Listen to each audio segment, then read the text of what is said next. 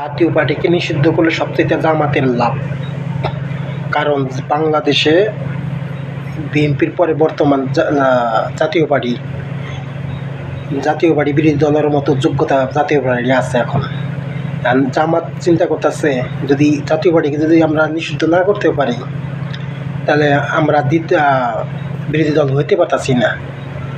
মানে তাদের রাজনীতির স্বার্থের কারণে এই রাজাকাররা, যারা আগামী 100 বছরে ক্ষমতা যাওয়ার ক্ষমতা নাই, বিরোধী দল তো দূরের কথা, তারা এখন কোন দল বাংলাদেশ রাজনীতি করবে, কোন দল রাজনীতি করবে না, এই সিদ্ধান্ত এই রাজাকাররা নেয়।